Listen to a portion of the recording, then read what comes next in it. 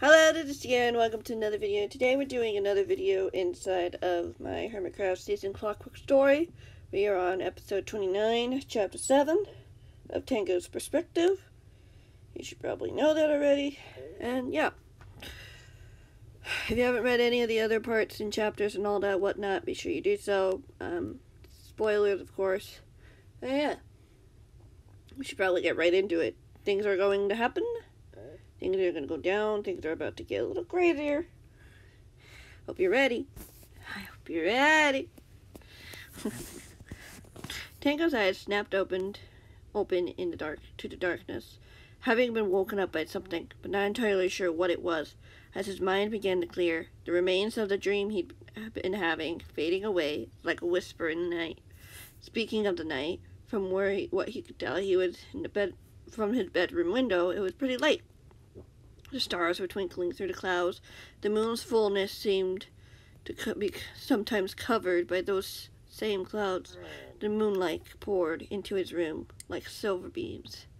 His attention was redirected when he heard something on his nightstand, a vibration as if something was trying to alert him to something, or someone was trying to call him. Who would call at this hour, though? He stumbled back and yawned as he sat up and grabbed the device on the table, looking at it to see that Impulse's icon was blinking.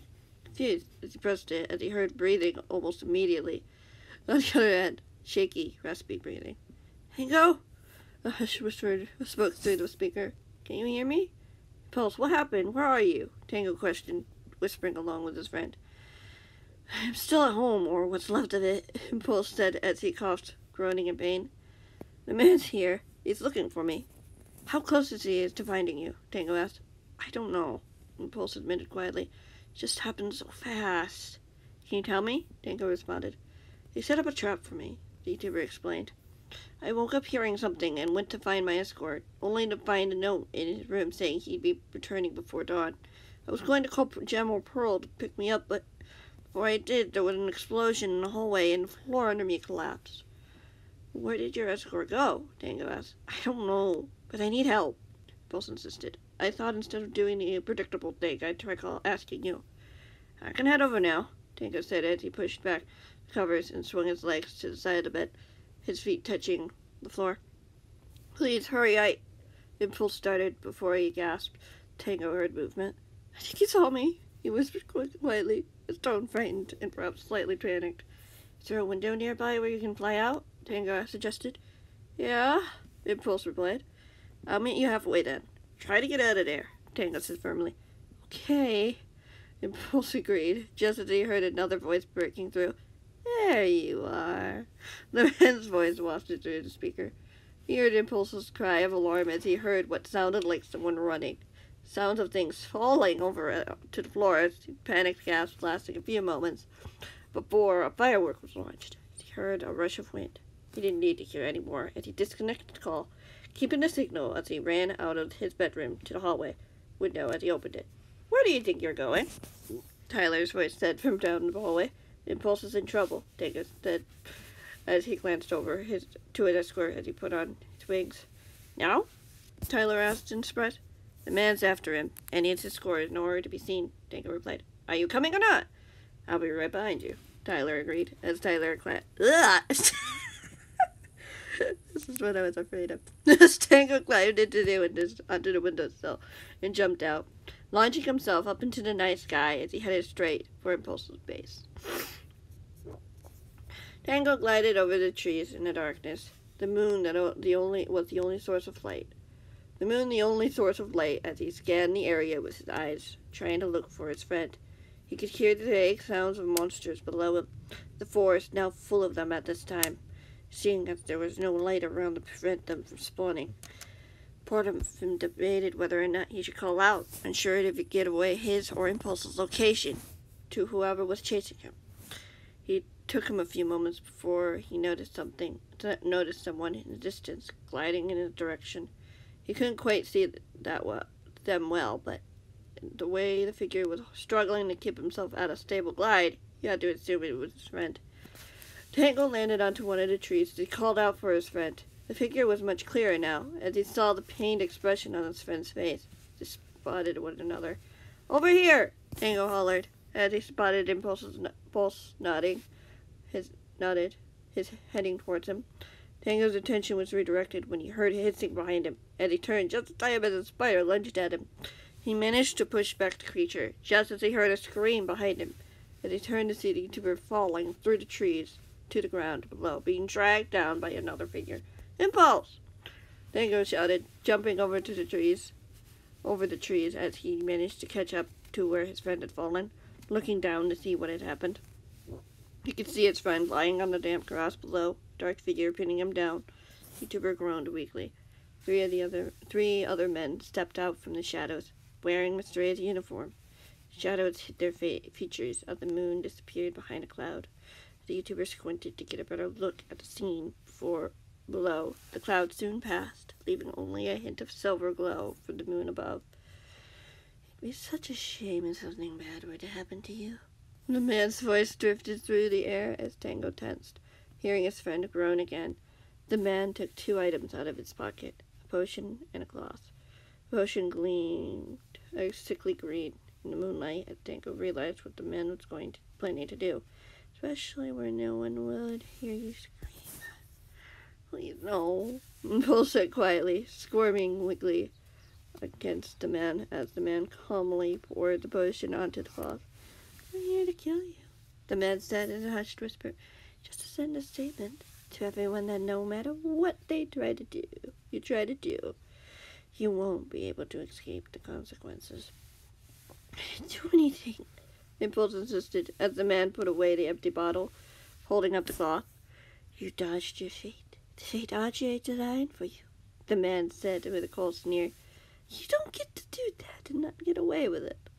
"Don't, please," Impulse begged as Tango heard someone land beside him. He looked back to see Tyler quietly overlooking the situation before pulling out a potion along with a splash potion. "Take these and use them wisely," the escort whispered. "Get Impulse and get out. Got it?" "Where to?" Tango asked. "Wherever you think it's safest," Tyler said with a hushed tone. In a hushed tone, Tango nodded, remembering Gem's and Impulse's earlier discussion of an emergency plan. "I have an idea." "Good. Now be careful. I'll distract them." The man nodded as Tango drank the potion, disappearing from sight as he heard his friend cry from below as the man covered his mouth and nose with the cloth. Tango jumped down to the clearing with the men, still invisible, as he watched the men's tormented friend, who was struggling to get away. He could hear his friend's muffled cries of pain as part of him wanted to lunge at the man, but he knew it would give him away. Instead, he reached into his pocket, to the device, and pressed a button, sending a signal. He needed to be smart about this, to trust Tyler. "It'll be over soon enough," the man said coldly as his friend's gasping sobs were muffled through the cloth.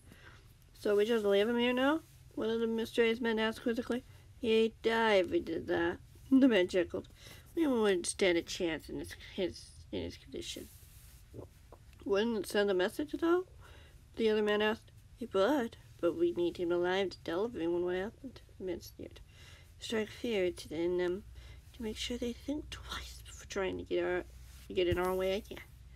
"Yes, sir," the other man replied as Tango crept closer, the first man having taken away the cloth from Impulse as the YouTuber still lay there, chest rising and falling as he stared up at the night sky, tears streaming down his face. Tango could now see the bruises where the debris must have hit him, cuts where he fell through the branches. "What are we going to do with him then?" "We'll find some place, don't worry," the main man mused as he stood up, getting off his friend as Impulse groaned, starting to sit up before he was kicked back down again.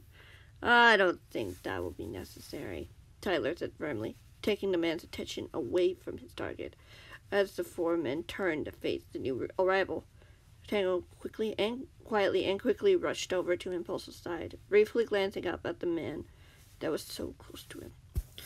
"Why, hello there," the man replied simply as Tango gently put a hand on Impulse's shoulder, putting a hand over his mouth to prevent him from making a noise, as he met eyes with his friend, knowing his friend couldn't see him. Tango glanced up at the other 3 men briefly, before slowly helping his friend to his feet. None of the men had noticed yet, as he pulled out the splash potion from his pocket. "Where's your charge, I'd assume? Still in bed, as you should be," Tyler said firmly. The man laughed. This is only part of a good day's work. I wouldn't be so sure of that, Tyler said coldly. Why do you think you can do? What can you do? Do you think you can do to stop me? There's 4 of us and only 1 of you, the man teased. Sir, one of the men warned warily as Tango splashed a potion of invisibility as he tried to drag Impulse away from the fray, feeling the YouTuber clutching his shoulder firmly, leaning onto him for support. Where did he go? A second one shouted in alarm. What do you mean? The main one... What? The main man snapped as he whirled around, noticing the YouTuber had disappeared before turning to the men. You had one job! You didn't notice he managed to get to his feet until he disappeared, the second man exclaimed as Tango stifled back a nigger. He couldn't walk on his own very well after that explosion, the main man scowled. He had trouble getting to the window to escape from me. Well, he's gone now, the third man pointed out. Find him then, he couldn't have gotten far. The man snapped angrily. Oh, I don't think you'll be able to, Tyler mused as the 3 men ran off in different directions. As the man turned to face the escort, as Tango and Impulse slipped away into the shadows, the 2 of them slowly trekked through the trees, and Tango glanced back, debating whether or not he should risk trying to fly and reveal their location. He'd taken his wings off before he'd donned the effects of the potions, meaning he needed to put them back on. Seeing as he could hear his friend's pained breathing, he wasn't sure if he should let him go, even for a minute, while still invisible. How are you faring? Tango asked him after a moment of silence, once he was assured they were out of earshot from any of the men. Not great, Impulse admitted quietly. Everything hurts. Stay close then, Tango said calmly. We're almost there. Okay. Impulse sighed as he coughed, his grip on Tango's shoulder tightening. The YouTuber wished he could see his friend right now, to be able to help him more than what he was doing. They could have been at Gems right now if they had flown, but he couldn't risk it, knowing how close the men were. The 2 of them said nothing as they heard some commotion around them. Tango warily eyed his surroundings, hoping a mob wouldn't spot them or smell them through enough to come after them. The last thing he needed was a creeper to sneak up from behind and send them flying. The noise only seemed to grow louder as he looked ahead, seeing the 2 houses up ahead. They were so close. Surely the men would probably guessed they'd come here. There they are! A voice shouted from behind them as Tango whipped his head over his shoulder as he saw 2 men running towards them as an arrow flew over their heads. Tango quickened his pace as Impulse gasped in surprise, struggling to keep up. Gem! Bro! Matthias! Help! Tango shouted, just as another arrow flew as he heard a grunt of pain beside him as he felt his friend fall limply, having been already leaning heavily onto him. Tango catching him before he hit the ground. Impulse! Tango looked back as he saw the men approaching them, scooping up his unconscious friend into his arms as he attempted to make a run for it, until he heard glass shattering in front of him, stopping in his tracks as the man appeared a moment later. No, you won't be going anywhere, the man said darkly.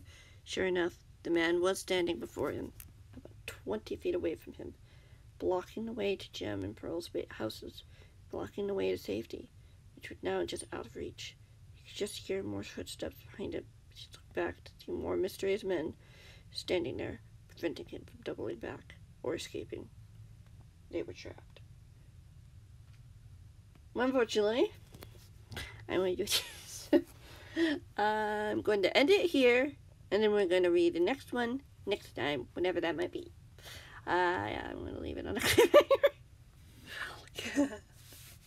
I don't know if you guys care about that much, but I do that. I do that a lot. I like doing that. Anyway, thank you guys so much for watching. I hope you guys enjoyed, and yeah, I'll see you in the next one, whenever that might be.